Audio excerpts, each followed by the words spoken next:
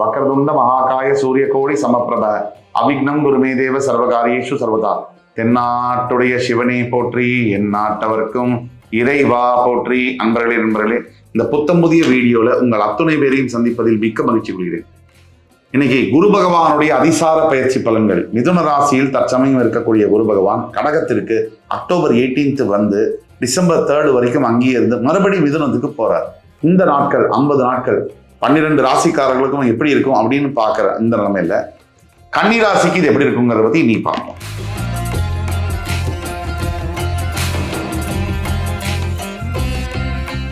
கன்னி காலபுருஷனின் 6ஆம் வீடு, உத்திரம் அஸ்தம் சித்திரை 3 நட்சத்திரங்கள் உள்ள இந்த வீடு அற்புதமான புதன் பகவான் ஆட்சியும் பெற்று உச்சமும் பெறக்கூடிய மிக சிறப்பான ஒரே வீடு கன்னி. ஆனா கன்னிராசிக்கு 10ஆம் இடத்துல இப்போ மிதுனத்துல குரு இருக்கிறத விட கன்னிராசிக்கு 11ஆம் வீடு சொல்லக்கூடிய கடகத்துல குரு இருக்கிறது யோகம். எப்பவுமே குரு லாபஸ்தானத்துல இருக்கிறது, தனகாரகன் லாபஸ்தானத்துல உட்கார்றது மிகப்பெரிய யோகம். அந்த வகையில கன்னிராசிக்கு குரு இருக்கக்கூடிய அந்த வீடு அதிசாரத்துல வரக்கூடிய குரு இன்னும் விசேஷம். உச்சம் பெறார் அந்த இடத்துல அதை விட விசேஷம்.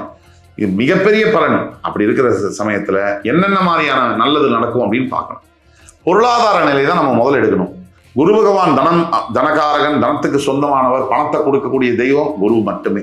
அப்ப பிரகஸ்பதின்னு சொல்லக்கூடிய தேவகுரு இந்த கன்னிராசினியர்களுக்கு எந்த மாதிரியான பண பிரச்சனைகள், கடன் தொல்லைகள் இருந்தாலும் கூட இந்த காலகட்டங்கள் அக்டோபர் 18 டிசம்பர் 3க்குள்ள கண்டிப்பா அந்த கடன் பிரச்சனைகள் முழுவதுமாக அகலும். இதுல குரு ஒரு முழு சுபகிரகம். குரு இருக்கிற இடத்தை விட பார்க்கிற பார்வைக்கு பலம் அதிகம். அந்த வகையில குரு தன்னுடைய 5ஆம் பார்வையால் உங்களுடைய 3ஆம் வீடு விருச்சிக ராசியும், தன்னுடைய 7ஆம் பார்வையால் உங்களுடைய 5ஆம் வீடு மகர ராசியும், தன்னுடைய 9ஆம் பார்வையால மீனராசி அதாவது உங்களுடைய 7ஆம் வீட்டையும் பார்க்கிறார். இதனால என்ன பலன்கள்? முதல்ல உங்களோட விருச்சிக ராசி உபஜயஸ்தானம்னு சொல்லுவோம். அதாவது புதன் பகவானுக்கு செவ்வாய் ஆகாது, செவ்வாய் தான் விருச்சிக ராசி. ஜென்ரலாவே கன்னிராசிக்கு முயற்சிகள் எடுத்தாலும் அது ரொம்ப இழுக்கும். அதாவது ஒரு 10 தடவை முயற்சி எடுத்தால்தான் ஒரு விஷயம் நடக்கும்.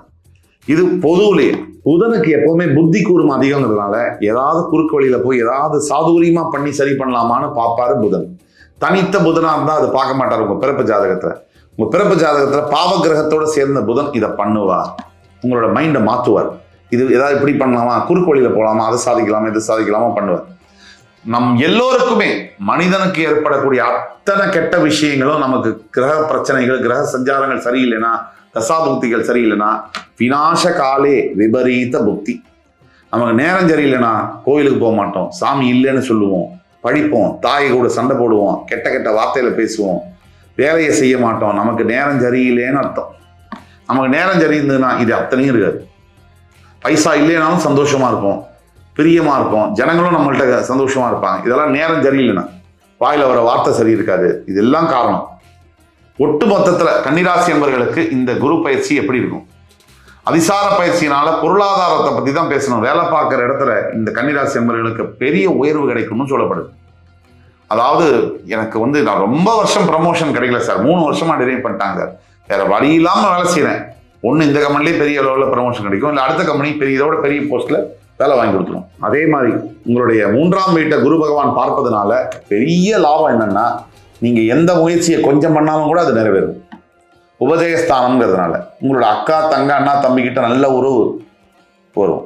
அதே மாதிரி உங்களுடைய பார்ட்னர்ஸ் கிட்ட நல்ல ரிலேஷன்ஷிப்பு, அதே மாதிரி உங்களுடைய என்ன சொல்றது தைரியம் அது மிகப்பெரிய அளவில் கால்குலேட்டடா இருக்கும். கண்ணாப்பினா தைரியம் இல்லாம கால்குலேட்டடான தைரியம் இதெல்லாம் இருக்கும்.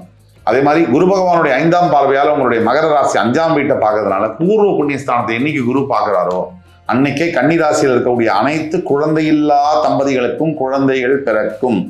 இந்த அக்டோபர் 18 டிசம்பர் 7க்குள்ள ஒரு குட் நியூஸ் உங்களுக்கு கிடைக்கும். கண்டிப்பாக குழந்தை பிறக்கக்கூடிய வாய்ப்புகள் 100% இருக்கு. இது ஒண்ணு. இது தனிப்பட்ட ஜாதகத்துல உங்க ஜாதகத்தை நான் பார்க்கணும். இதுக்கே இப்படி சொல்றேன்னா தனிப்பட்ட ஜாதகத்தை இன்னும் துல்லியமா சொல்ல முடியும். அதுக்கு உங்க ஜாதகத்தை பார்த்தாதான் நீங்க ஃபீஸ் கட்டின அப்புறம் ஆன்லைன் கன்சல்டேஷன் கொடுத்து இந்த விட பிரமாதமா உங்களுக்கு நான் பார்த்து தர முடியும், உங்க வாழ்க்கையில எந்த பிரச்சனை இருந்தாலும்.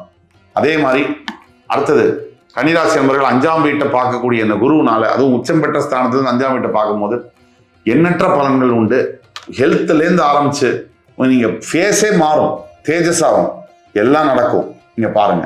அதற்கு அடுத்தபடியாக குரு தன்னுடைய 9ஆம் பார்வையாக மீனராசியை பார்க்கும்போது அது உங்களுடைய 7ஆம் வீடுங்கிறதுனால இங்கதான் யார் யார் கன்னிராசியிலிருந்து காதலிக்கிறேன், திருமணமா மாறல, திருமணம் ஆயிடுச்சு, ஒத்துமையா இல்லை, டைவர்ஸ் ஆக போகுது, குழந்தை பிறக்கல, இது எல்லாருக்கும் காதலிக்கிறவங்களுக்கு திருமணமும், திருமணம் பண்றவங்களுக்கு நல்ல குழந்தையும், நல்ல உறவினர்கள் 2 சைடும் நல்ல ஒத்துமையா இருந்து அப்படிலாம் அந்த மாதிரி டூர் போறது, ஃபேமிலி ட்ரிப்பு போறதெல்லாம் நடக்கும்.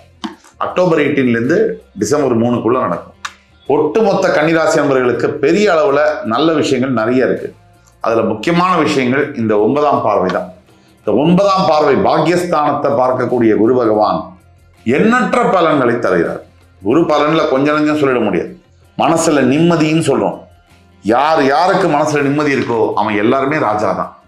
ராஜாவாக இருந்தும் மனசுல நிம்மதி இல்லாம் அவன் வேஸ்ட் தான். இதுதான் வாழ்க்கையுடைய தத்துவம்.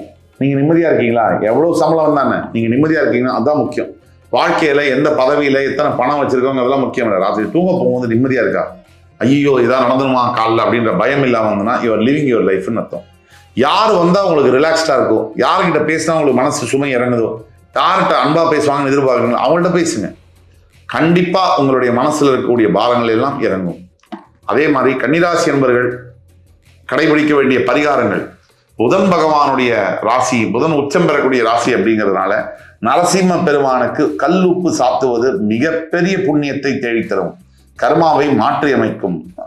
ஒழுங்கு மரியாதையா அசைவ உணவு இல்லாம நரசிம்ம சுவாமி திருவடிக்கேணியில கூட இருக்காரு, பார்சாதி கோவில்ல நரசிம்ம சுவாமியை வழிபடும் பொழுது நீங்க நினைச்சே பார்க்க முடியாத நல்லதெல்லாம் கூட நடக்கும். இது சத்தியமே. அதனால பக்தி யாரையும் வீணடிச்சது இல்லை. சாமி கிட்டே இழுத்து அவர் மடியிலே உட்கார வச்சிருக்கிற தவிர பக்தி யாரையுமே ஆண்டவனோ பக்தியோ கெட்டது செஞ்சதில்லை. இந்த நம்பிக்கையோட கண்டிப்பா நீங்க ஒவ்வொரு வியாழக்கிழமை தோறும் குருமார்களை வணங்க வேண்டும், குருமார்களுக்கு ஏதாவது தானங்கள் செய்ய வேண்டும், அதே மாதிரி சத்யநாராயண பூஜை செய்ய வேண்டும். சத்தியமாக உங்கள் வாழ்க்கை மாறும். கன்னிராசி என்பவர்களே, நீங்க நினைச்சதெல்லாம் நடக்கும், கவலையே தேவையில்லை. நாளை நமதே. இந்த வீடியோ உங்களுக்கு பிடிச்சிருக்கும்னு நம்புறேன். மறுபடி வேறொரு சந்தர்ப்பத்துல வேறொரு வீடியோல உங்களை சந்திக்கும் வரை உங்களிடமிருந்து விடைபெறுவது உங்கள் சுபாஷ் பாலகிருஷ்ணன். நன்றி, வணக்கம், வாழ்க வளமுடன்.